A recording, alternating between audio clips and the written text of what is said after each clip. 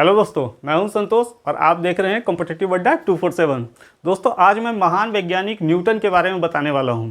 बहुत ही प्रेरक कहानी है। न्यूटन का जन्म कितनी गरीबी में हुआ और कैसे कैसे उनका पालन पोषण हुआ। बहुत मज़ेदार कहानी है, छोटी सी कहानी है और आपको बहुत ही प्रेरणा देने वाली है। तो चलिए हम शुरू करते हैं। 16वीं-17वीं शताब्दी के महान वैज्ञानिक न्यूटन, जिन्होंने गुरुत्वाकर्षण के नियम की खोज की।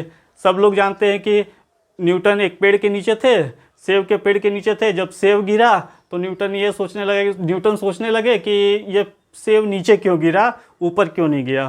तो उस तरह से उन्होंने गुरुत्वाकर्षण के नियम की खोज की। पर उनका बचपन कैसा रहा, तो दोस्तों मैं बताऊंगा आपको। न्यूटन का जन्म जब हुआ था उसके 3 माह पहले ही, मतलब जब न्यूटन अपनी माँ के गर्भ में थे, तभी न्यूटन के पिता का देहांत हो गया।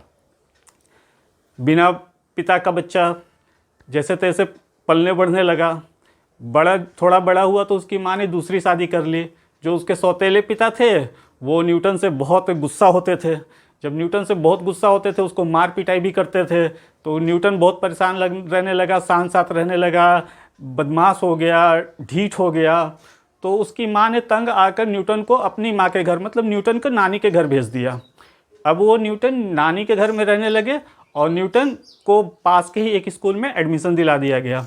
पर न्यूटन का मन जो बचपन में इस तरह का हो गया था, अपने पिता के कारण जो नफ़रत वगैरह हो गई थी, उसके कारण उनका कोई चीज़ में दिल नहीं लगता था, कोई चीज़ में मन नहीं लगता था। तो वो स्कूल में एकदम बिल्कुल ही फिसड्डी स्टूडेंट हो गया। जब बिल्कुल ही फिसड्डी स्टूडेंट हो गए तो स्कूल से उनको निकाल दिया गया। घर पर आ गए, नानी के साथ खेतों में जाकर काम करने लगे। नानी के साथ काम करते और इधर उधर मटरगश्ती करते, पर शांत रहते, बिल्कुल ही दब्बू टाइप के लड़के थे। बाद में एक और घटना हुई। न्यूटन के जो दूसरे सौतेले पिता थे उनका भी देहांत हो गया।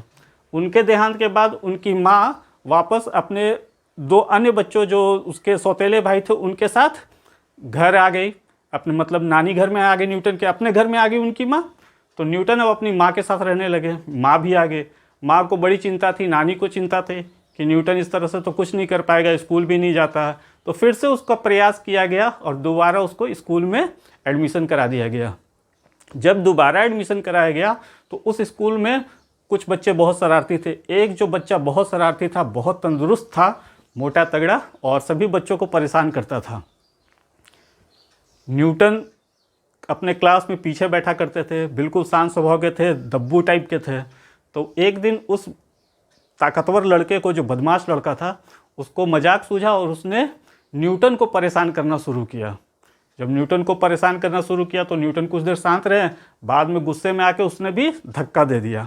ये बात न्यूटन को भी नहीं पता थी कि खेतों में काम करने के कारण उनका शरीर अंदर से काफ़ी बलिष्ठ हो चुका था। जब न्यूटन ने उस बदमाश बच्चे को, ताकतवर बच्चे को धक्का दिया तो वो तो चारों खानिश्चित हो गया। उसके बाद न्यूटन ने उसे बहुत पीटा।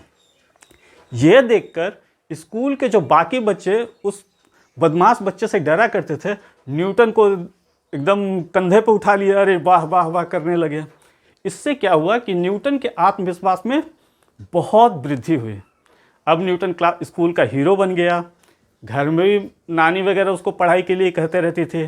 धीरे धीरे उसको न्यूटन के अंदर इतना कॉन्फिडेंस आ गया कि उसके बाद उसका पढ़ाई में भी दिल लगने लगा और स्कूल में फिर वो अव्वल आने लगे। इस तरह से न्यूटन के जीवन में एक बड़ा परिवर्तन, यू टर्न जिसको बोलते हैं, वो हुआ। और आज इसी वजह से न्यूटन अपने आत्मविश्वास के बल पे आगे बढ़ते चले गए और आज दुनिया के सबसे महान वैज्ञानिक के रूप में उनको बच्चा बच्चा जानता है। तो दोस्तों, ये छोटा सा मोटिवेशनल वीडियो है। आप इससे क्या सीखे मुझे बताइएगा। आप भी पढ़ाई करते करते वक्त कभी कभी डिप्रेस हो जाते हैं, ध्यान नहीं लगता है, तो आप सोचिए कॉन्फिडेंस कितनी बड़ी चीज़ है। अगर आप अपना कॉन्फिडेंस बना के रखेंगे तो सरकारी नौकरी लेना कोई बहुत बड़ी बात नहीं है। लगातार मेहनत करते रहिए, प्रयास करते रहिए। मैं आपको सपोर्ट करता रहूँगा। मैथ्स रीजनिंग का शॉर्ट ट्रिक्स बताता हूँ, मेथड बताता हूँ। वीडियो को देखा करें और वीडियो अच्छा लगे तो चैनल को सब्सक्राइब करें, लाइक करें, शेयर करें। Okay, bye.